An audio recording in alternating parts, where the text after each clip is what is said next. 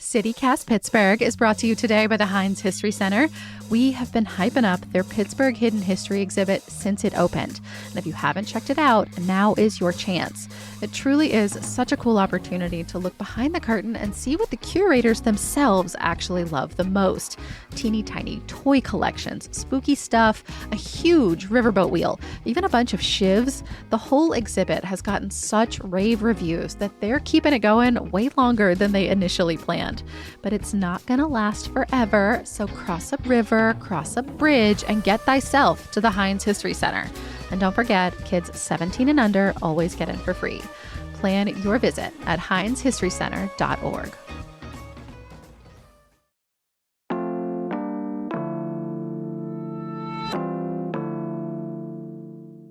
Today on CityCast Pittsburgh, our city was in the national spotlight this week, but some of us are a little disappointed with the coverage. I'm with the CityCast crew talking about Pittsburgh's favorite TV show right now, evolving opinions on our controversial quarterback, and the moments that brought us some joy this week.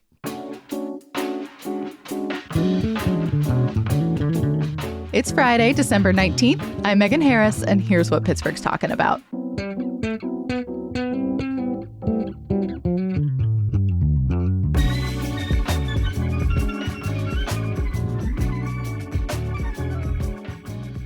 I am with executive producer Mallory Falk. Hello. Hello. And senior newsletter editor Francesca Dabecco. Hi. Hey. I'm excited to have you, Francesca. I feel like you don't join us on the roundups as much as you once did. Me too. I know. It's good to be here to chat with you guys, wrap up the week. It feels like the right week for you, too. Yeah. Yeah. So in case you missed it, on Monday, we talked about the origin story of the beloved, famous Eaton Park Christmas commercial, which is one of the longest running seasonal commercials in our country. Fun fact. So iconic. I don't know. I mean, it's Pittsburgh famous. It's Pittsburgh iconic. I just think y'all should qualify that as we also talk about its place in like national commercial history. Iconicness it only exists in Pittsburgh in my brain.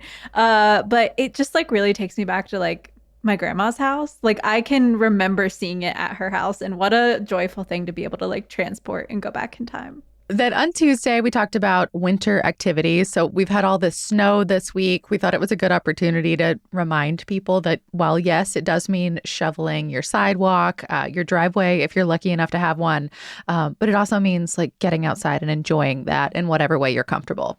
I loved the hot tip, which we will save for the episode if you're interested, go listen, but that there's a way to camp in winter where you can still be warm. It's a little more on the glamping side.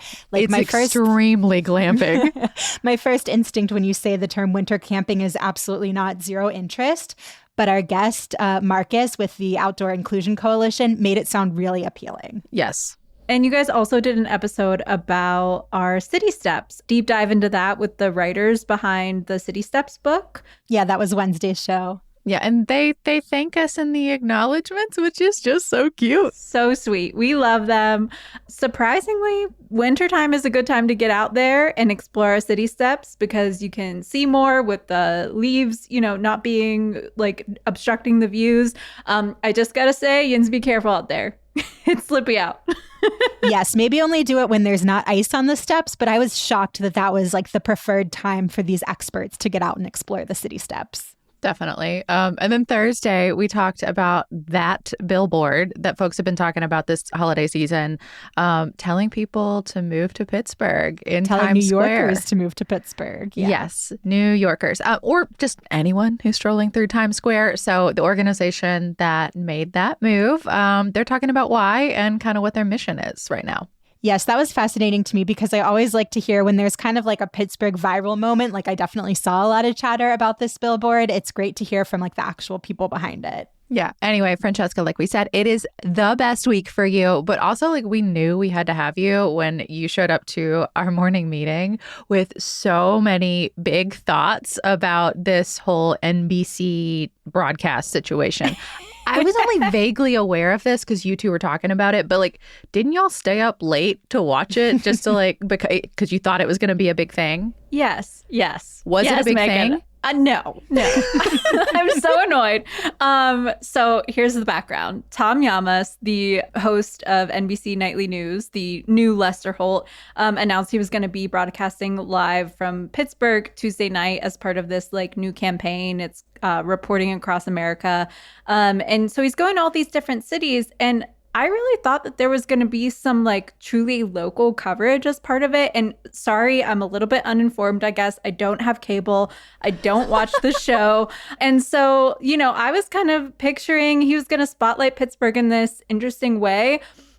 And he ended up just talking about national news with a live stand-up on the North Shore. Like, you could see the sister bridges in the back and they looked pretty and everything, but the lights were blinking. It was a very beautiful backdrop. Yeah, but he's also talking about flooding in the Pacific Northwest and like the mass shooting at Brown University. And so it was just like... It was a very, very grim set of stories.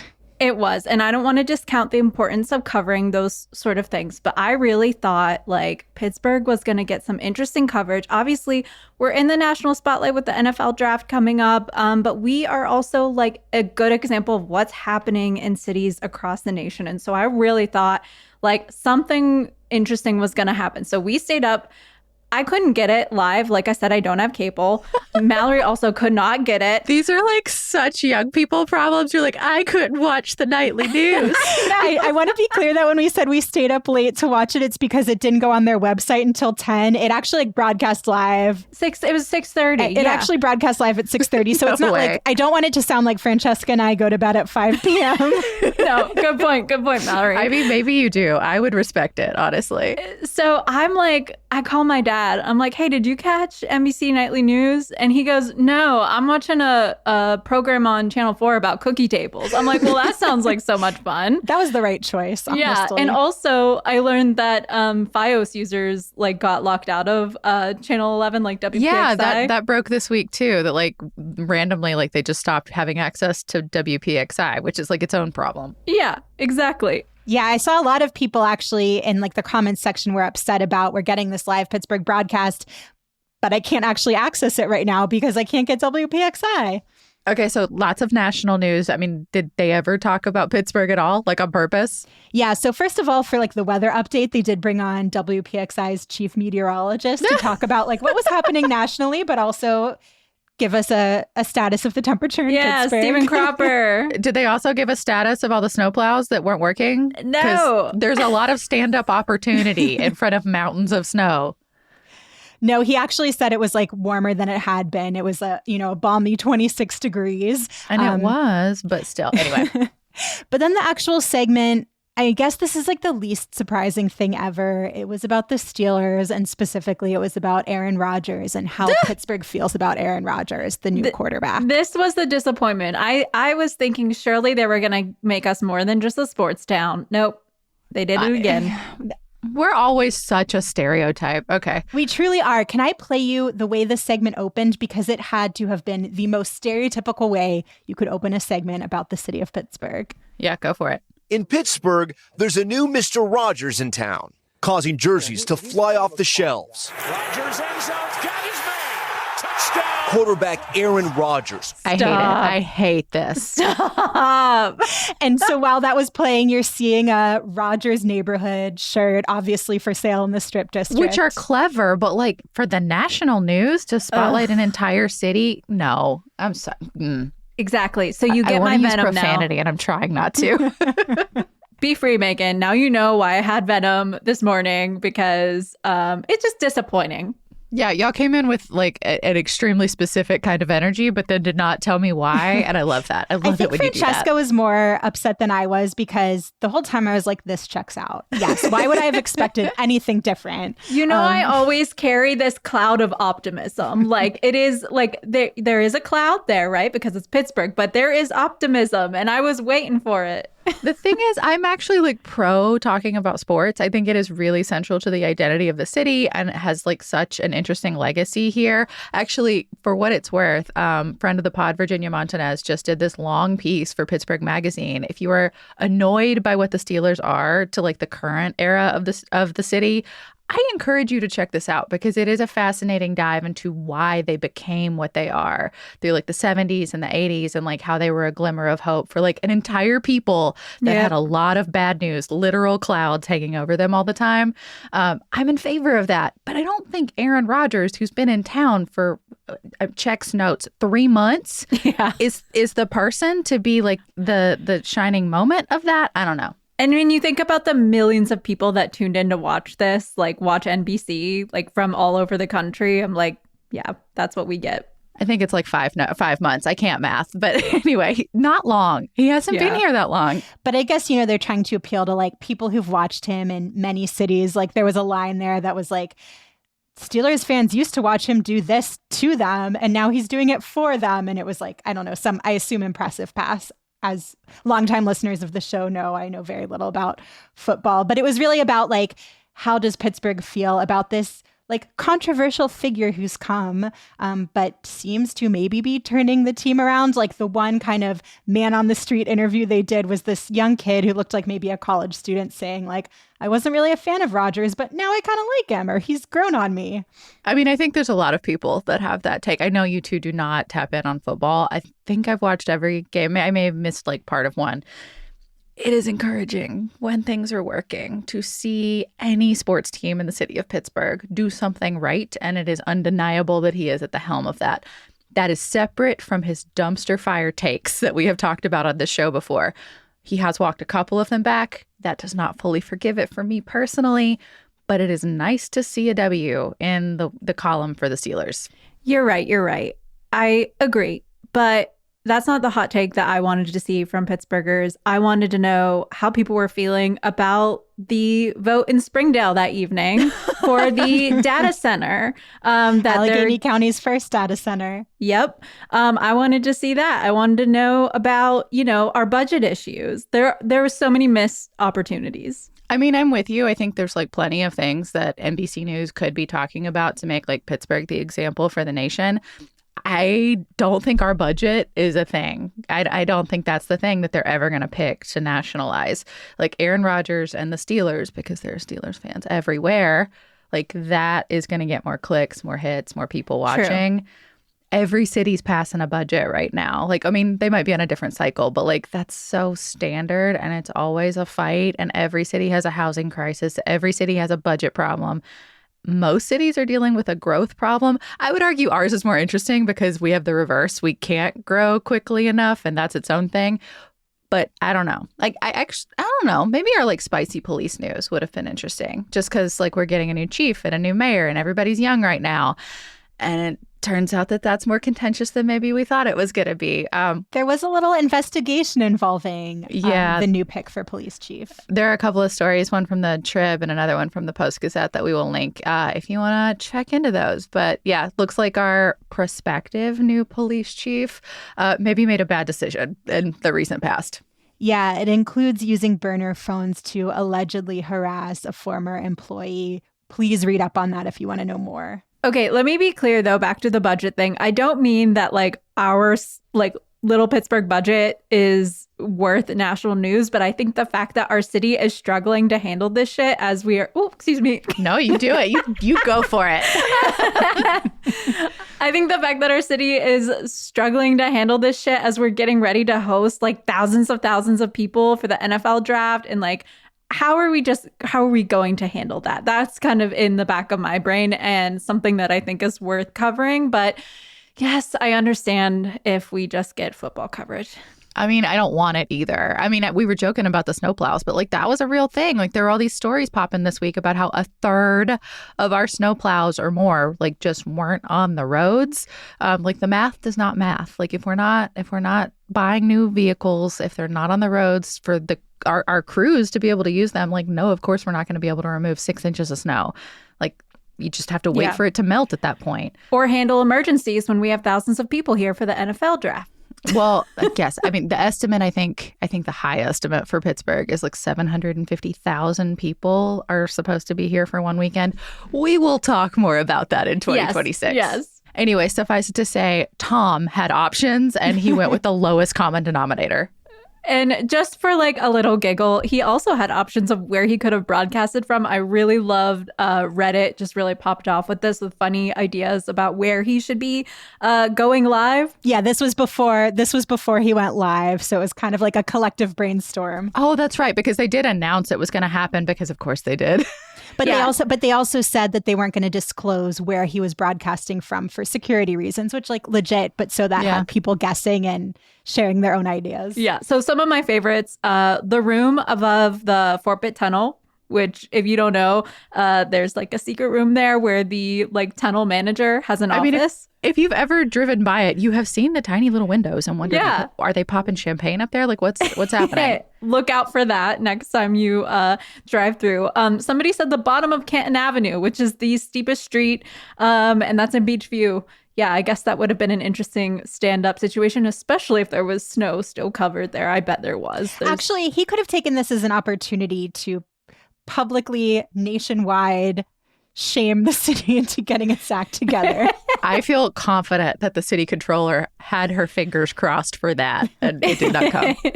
Exactly. Somebody else said definitely the New Gentlemen's Club in the Rocks. Wait, where did Erotica go? What do you mean new? It's rebranded now. Haven't you seen? I have not. R.I.P. the carpet and the strip club. Somebody else said Big Jim's in the Run. You know, hell yeah. All day. Big plate of spaghetti. I would have been here for that. A giant calzone. Yep. And then there was the Fred Rogers studio at WQED. Somebody said Lady Lane could do the weather and Daniel Tiger could be in the field. Love it. All day. Yep. This is a kind of a reoccurring thing on Reddit, but the somebody said in this economy, he's got to be at Arby's on McKnight Road. He doesn't deserve it. That's special. That's for us. And then lastly, the Titty Spanx in Allegheny Cemetery. I don't know. I mean, I would love to see that on national news just because I want the visual. Like, I think I would screenshot that and like print it out for my wall. But once again, I don't know. I don't know that I want to give that away, like to the world. That's us. That belongs to us. I agree. But I really love to hear Pittsburghers' perspectives and, you know, just how we kind of prepare for these sort of national coverages. This is exactly what Reddit is for. I love it so much. We'll move on. We've got a trivia question. Mallory's back this week. What do you got? Yes, so this is also sports related. I guess even within our own show, we can't escape the stereotype, but it does actually... we will point out Mallory picked this. I picked it because it does actually connect to something we're going to talk about later in the show. It'll all make sense.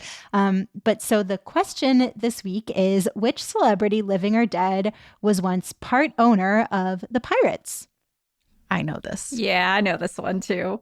But for the rest of you out there playing along, we will have the answer after the break.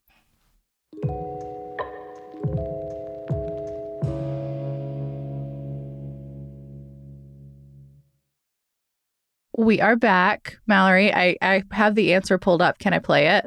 Yes, please do.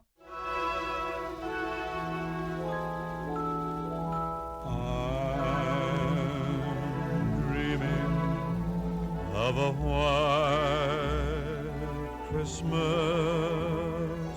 Yes. So in case that music did not tip you off, the answer is Bing Crosby. Bing Crosby was once part owner of the Pittsburgh Pirates. I love this fun fact. Just a little tidbit to add. My sister's cat's name is Bing Clausby.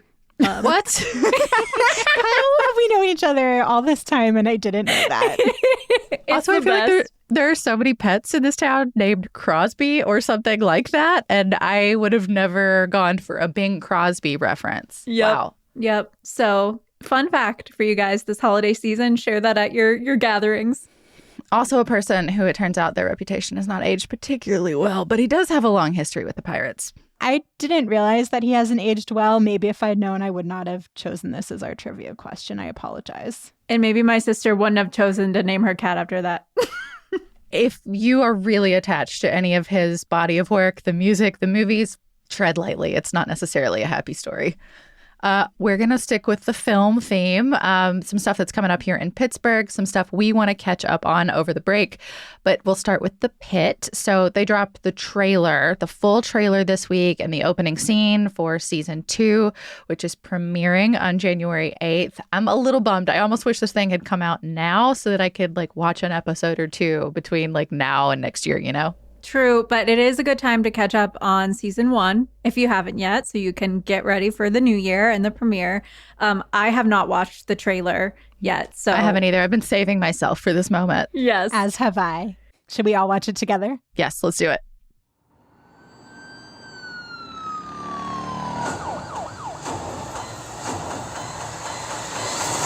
And so it begins. Welcome back. Took some time. Plus, who else is going to get this place to the 4th of July? Okay, love that this thing opens with a beautiful bridge scene, but the most hilarious part to me is that there's an ambulance and it's actually functioning. It's driving all the way to the hospital. I bet it's brand spanking new, too. It does look quite shiny. And then Dr. Robbie is driving on a motorcycle. Without a helmet. Have we learned nothing from Ben Roethlisberger? You're a doctor, dude. What? That whole trailer, I was watching to see a furry because Yes. season 2, we have learned, is set on July 4th, which is, the weekend of Anthrocon here in Pittsburgh. And if I do not, the shiny functional ambulance, whatever, if there is not a furry featured at the show at some point, that will be when I feel like it does not have true Pittsburgh credibility. On the other hand, I don't want anything bad to happen to our furry community. So, I do want to see them. Maybe someone just gets a little overheated in their fursuit. Nothing more dramatic or traumatic than that. Yeah, but I don't want anything bad to happen. And a lot of bad things happen on this show. The one thing that I loved, because we mentioned they dropped both the full trailer, but also the opening what is it, 20 seconds minute or or two something of the show. What I love about that is that it doesn't really include much beyond just beautiful panoramic scenes of Pittsburgh. And so I love that Pitt fans all over the country are going to see us at our prettiest. See us at our prettiest, but also be forced to just take in, it really doesn't give you much else about the show. So they kind of just have to sit through a montage of Pittsburgh at its prettiest. It's great PR for our city. Except how traumatized and sad Dr. Robbie clearly still is. Yeah. This show premieres, like I said, on January 8th, but there's a whole first season you can check out now. We also did a podcast about the things that they did right, that they got correct about Pittsburgh. It was so much fun. We also did a section just for our website of things that they got incorrect, a lot about Pennsylvania state law, oddly. So we encourage y'all to check it out, but it is chock full of spoilers. So you want to have watched the show or just not care about that if you check out either of these things. Yes, we loved fact-checking the show.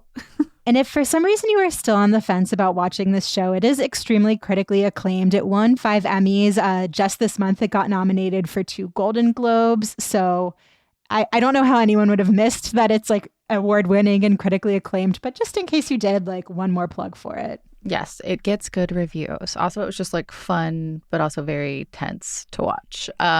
If you need other Pittsburgh viewing recommendations for the holidays, we do have some more ideas. So we did a whole episode this month about holiday movies with Pittsburgh connections. Some of them were quite loose. Pittsburgh-ish. Pittsburgh-ish, or very Pittsburgh, but holiday-ish, loosely related. Sort of like the Die Hard question, we will let Jens decide whether you think it should qualify or not. One that I would like to amend my opinion on from that episode was Love the Coopers. I watched it with my partner a couple of weeks ago after we recorded that. It's one of the worst movies I have seen ever. The plot is terrible, but the acting kind of saves it. It ends up being moderately charming because there's so many powerhouse actors in it. But put all of that aside, because I don't know that I've ever seen a movie that shows Pittsburgh better than this, ever.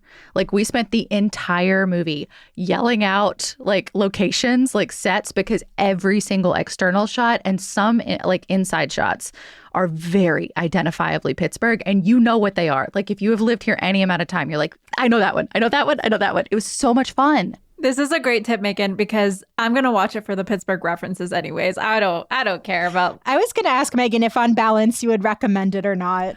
Unlike the Hallmark Lifetime movie scale of quality filmmaking, it's probably on par with other stuff. I'm the worst to watch that kind of movie with because I just argue with the TV the whole time about how bad the plot is, because usually they could have been better. With minimal effort, you could have made this significantly better. Love the Coopers, I think, qualifies for that. And Diane Keaton, John Goodman, so many people that really they were good actors. R.I.P. Diane Keaton. I know. Well, there's that too. And she's playing the same character she plays in everything. And then amazing. Also, I did not. It's a spoiler. I didn't realize what the POV was supposed to be in the movie. They like sort of reveal that. I just didn't think deeply about it. It's kind of obvious until the end of the movie, and I was just like, oh, I just watched an entire movie from that perspective. Okay. Anyway, Mallory, do you like Hallmark Lifetime movies? Well, the thing is, I like murdery Lifetime movies, like Killer Grandma. I'm not into the heartfelt holiday ones, and definitely not a Hallmark person. So do you have any recommendations for what movies we should watch? Yeah, I don't know if Love the Coopers is for you, but Francesca, I think you would enjoy it. I will watch it. Well, so I was trying to think about like Pittsburgh movies that aren't horror films, because we obviously just have so many great genre-defining films that were shot here, like in or around Pittsburgh, like Night of the Living Dead, Silence of the Lambs. We've talked about those on the show before, so I was trying to think a little outside the box. So I've kind of got two recommendations. The first one is if you're looking for a family movie. I actually can't say I fully recommend this or recommend against it because I watched it as a child and do not remember if it was good. Okay, I like that we're all in the same camp here. But this is for like if you want a family-friendly movie with some fun Pittsburgh Easter eggs. 1999's Inspector Gadget movie was filmed here. This is starring Matthew Broderick and Michelle Trachtenberg, which another RIP, gone too soon. But the one thing I remember from this movie that has just like really imprinted on me is Matthew Broderick flying over PPG Place using his gadget copter. Like 7th grade me was so excited about that level of Pittsburgh representation. So if you want something mindless where you can, see where he's going with his gadget copter, get some like beautiful views of Pittsburgh, this could scratch that itch. Okay. If that is what you qualify as like a recommendation, maybe you should watch Love the Coopers. If nothing else, there's like a 25-minute thing where people are in the airport. And I swear to God, you could walk from one end to the other 25 times for the amount of time they portray. Like you would think PIT was enormous. This sounds great for like putting on in the background while I wrap my presents. I think, this is giving me some good ideas. What else do you got for us, Mallory? So I have one other where I have actually not seen this, but I am planning to watch this over break, so encourage others to join me, is Angels in the Outfield. Not the 1994 movie with Danny Glover and a very young Joseph Gordon-Levitt, which if you're a millennial, that one's probably very important to you. But imprinted on the brain. Yes. But apparently there's a 1951 version of Angels in the Outfield starring Janet Leigh, and I would just love to read you the summary according to Wikipedia.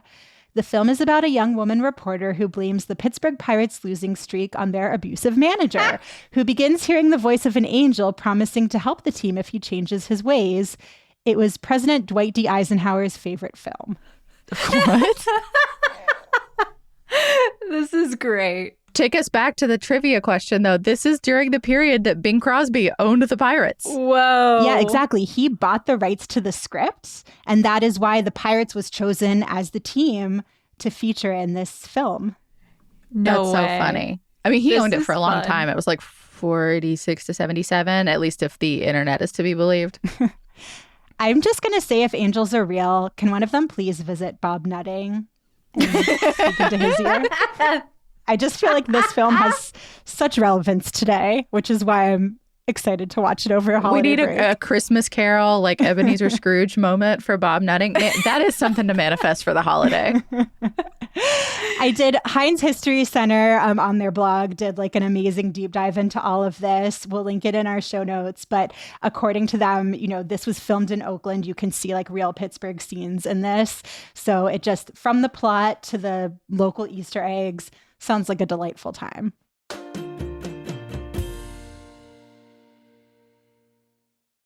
Okay, we are back and we've got some neighbor shout outs. Again, thank you so much to anybody who joined and became a CityCast Pittsburgh neighbor during our winter membership campaign. I know there's a lot asked of everybody during the holidays, but y'all really came through and we appreciate your support. Yes, and we love to hear what you're shouting out, what you're loving in Pittsburgh. Megan M. sent us one in the inbox recommending the community dance and fitness program at Pittsburgh Ballet Theater. I didn't realize that they put on these like community programs, which is really cool. These are so fun. Yeah, she says that the classes are so joyful. People can take ballet, jazz, contemporary, or Pilates and learn something about dance from all of the really talented people there. So thank you, Megan M, for your shout out. Yeah, and I love that these are also like flexible and drop in. It's like not a series of classes, which I feel like is harder for a lot of people to commit to, you know? Yeah, definitely. Great recommendation from Megan M. And if you have a shout out that you would like to share on the podcast and in the newsletter, a place where you're taking great classes, a nonprofit that should get some love, a local organization you want to hype up, you can do that by becoming a CityCast Pittsburgh neighbor. You can join today at membership.citycast.fm. And if you're already a neighbor, please keep the recommendations coming. We love learning from you about great spots around the city, and we love being able to share them. And of course, a big welcome to our newest neighbors. I hope we're saying your names right. Paneota SF, Ali G, Emily D, Katie S, Aaron W, and Nikki V. Welcome. We can't wait to see you at our next members only event. Yes. And also you will be getting fresh emails from Francesca too with our events roundup. There's lots of fun perks for members. So look out for those. Again, one more time, it's membership.citycast.fm. So for our last Friday show of the year, we've got a few more episodes coming for you next week. But this is our last Friday for 2025, which is pretty exciting. We thought we would switch it up and just close things out with what's bringing us joy heading into the holiday season and how we're spending our New Year's. So first and foremost, Francesca, you mentioned member events. This one's for everybody, but there's some special stuff for members. We are having our holiday show today. Depending on when you listen to this, it might already be in progress. So head over to 101.1 FM in Pittsburgh or WZUM.org to hear me and our trivia master, Kevin Gavin, talking about holiday music with the CityCast crew live on the radio. We want to hear your recommendations. You can call in live and make one and a dedication. Same deal as always, name and neighborhood and what you want to hear, and we'll do it. We'll play your thing. It's so much fun. It's an awesome tradition. Kevin has been doing this for almost 50 years, which is incredible. 49th annual. It's amazing. So definitely tune in. But you can also come down to our office in person. We are at the Benham Trees building on the 10th floor. That's on 4th Avenue in downtown. We're in the Pittsburgh Media Hub. Come by, say hi. We'll have cookies and snacks. Hang out with the CityCast Pittsburgh team and actually make your request live on the radio. That sounds fun.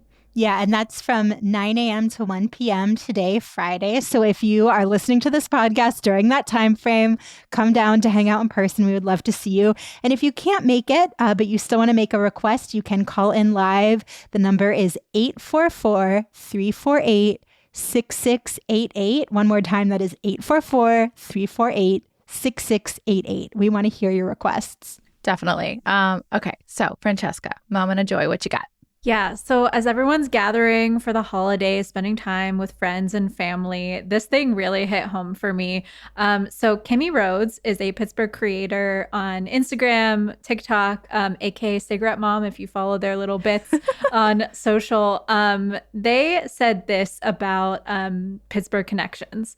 I've come to the conclusion that Pittsburgh is just made up of a big conglomeration of mutual friends. Everybody knows somebody who knows somebody who knows somebody. Correct. I never feel more than like 1 or 2 degrees away from Michael Keaton at any given moment.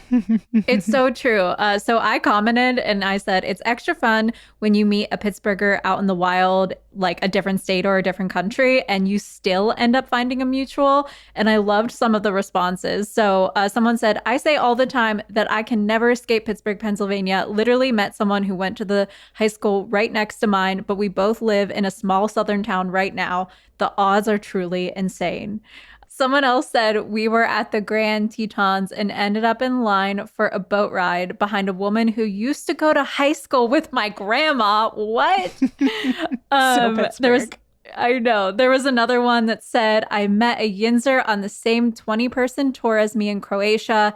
He knew my college roommate from high school. Love it. I feel like it's also easier to find Pittsburghers because we all love wearing Pittsburgh stuff in our clothing. So like we're easy to spot at a distance. You know what I mean? Although it also makes it challenging because like that Pirates hat, that's also just straight up fashion. Like sometimes I will think it's a Pittsburgher and they're just like, no, I thought this hat looked cool. Yeah, Mallory, didn't you tell a story about like thinking you like saw somebody from the Southwest, but it turns out they just like had a bunch of stickers on their laptop or something? Yeah, I was on a train in Portugal and someone had like Albuquerque stickers all over their laptop, which was where my husband is from. And so when he asked excitedly if they were also from Albuquerque, they were like, oh no, I live in New Jersey. I was just in Albuquerque last month and fell in love with it. But, you know, the thing that I have actually found like funny and a little challenging is that there's this whole thing where there's like all of these Steelers fans all over the country who actually aren't from Pittsburgh and have no Pittsburgh connections. But like back in the day when you would only get to see a few sports games on TV, like the Steelers were always on and they were always doing really well. And so when I lived in El Paso, Texas, I had to train myself. Like I would see people in Steelers jerseys, or I would go to a Steelers bar to like try to meet some Pittsburgh expats. You went to Steelers bars when you didn't live here. You sweet, sweet thing. That's wild to me. So it wasn't to watch the football. I went to one once, of course, because I was just like, maybe I'll meet some other Pittsburghers here. Aww, but it's like, no, they were all El Pasoans who just loved the Steelers because when they were little kids watching TV in like the 70s, there was no El Paso, Texas football team and they fell for the Steelers. And I think that's true in so many cities. Like I think there's that thing that there's more like Steelers bars in the world than for any other sports team. And so it can be tricky sometimes where like a spot you think might be a gathering point for Pittsburgh expats like isn't actually one. I mean, 1,000%. I literally probably would not live here were it not for that exact phenomenon, because my dad was one of them. Like he was one of those little kids in the 1970s living in an area without a football team and grew to love the Steelers. So when like, all these years later, when I was looking for jobs and something in Pittsburgh came up, I was already a Steelers fan. So it was like, oh yeah, I'll apply to something in Pittsburgh. Maybe it'll be great. And it was. And now my dad lives here too, by the way. I've pulled him up so now he can be that much closer to the Steelers. Well, whether it be by way of sports fans or whatever, I think this is just sort of a lesson of like, you can find your Pittsburgh fam anywhere, and don't be hesitant to chat someone up. If you even hear a little sprinkle of Pittsburghese, that little, I don't know, the way we talk somewhere out in the wild, you know, you'll make a friend. You'll find a fellow Yinzer. And who knows who went to school with your grandma? Yeah, exactly. So yeah, that was my moment of joy this week. And I hope you guys find all kinds of fun connections over the holidays. The kinds you want. The ones that are fun. Yes. Mallory, what about you? My joy this week has been the snow. Like, I know that it was not joyful that a third of our snowplows were unavailable during the snowstorm over the weekend. There's a lot of problems that come with the snow. Horrible if that was upsetting for you. Yes. Yes. But I really love seeing Pittsburgh blanketed with snow. Like, especially, you know, Pittsburgh is not at its prettiest in the winter unless there is a fresh coat of snow. So it just made everything look very magical. I got to take my daughter sledding for the very first time. Yeah, and so too. it is just bringing me a lot of joy. Okay, how dare you guys not send me both photos and videos of that? We're going to need that. Actually, I have mine captured. I will send it to you as soon as we're off here. Everyone listening, sorry, you don't get it, but I am excited. My moment of joy too. That's true. We can share the moments. Do y'all have any plans for New Year's? Because I know here in Pittsburgh, there are many ways to celebrate. Francesca, I'm especially looking at you because you love a tradition. You love some nostalgia.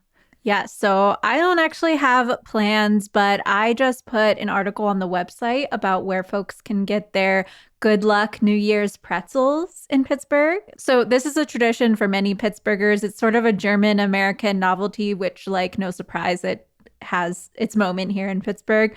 But there's a bunch of places where you can get this sweet, tasty symbol of good luck. Bethel Bakery, Pranel's, the Pretzel Shop. So go to our website and you can find all of that. Yeah, that's pittsburgh.citycast.fm. I also recently learned from our trivia master, Kevin Gavin, that you can also get them savory. Like that's a thing too, which is kind of fun. Yeah, I mean, get some like cheese, dip it in some cheese. Of course you went to cheese. whatever pretzel toppings you want. Mallory, do you have plans or ways that you like to spend New Year's? I'm not trying to put y'all on the spot here. I don't have my plans lined up yet. I actually have family visiting, and so we're going to collectively decide what we have the energy and stamina for on Honestly. New Year's. Fair. But pro tip, my favorite champagne to pick up at your local Fine Wine and Good Spirits. I mentioned that my husband is from New Mexico, and there is Gruet champagne that I highly, highly recommend. I know on this show we're all about local recommendations, but Fine Wine and Good Spirits is local in a sense. So if you're looking for some really tasty champagne, go for the Gruet. How do you spell that? Gruet. Okay, well, so now we know Megan's plans. Well, yeah, I'm Googling it because I have a bottle of this in the basement and I've just never opened it because I wasn't sure if it was any good. Thank you, Mallory. I'm definitely a champagne and fireworks person. If you are new to town, we do a fireworks celebration at midnight from the Point. So if you're up on high, you get to watch it. Of course, fireworks are free. I always go over to a friend's house and we watch from the porch. So we have a perfect view. It was wasn't as good for a minute because the trees were all overgrown, but I think the city finally took care of that for us. So looking forward to a nice fireworks night, little champagne with friends. It's going to be good. That is all for today here on CityCast Pittsburgh. Our music is by Benji, All the Kimonos, Ali Hadal, EchoFab, and Chanterelle, with additional music from epidemicsound.com. Mallory Falk is our executive producer. Sophia Lowe produces the show. Francesca Dabecco writes our newsletter. And I'm your host, Megan Harris. We will be back on Monday with more from around the city. Have a great weekend, y'all.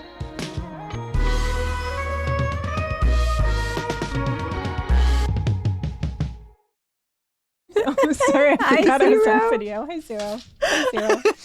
I'm used to cats walking across the keyboard, but not puppies. We got a little nose.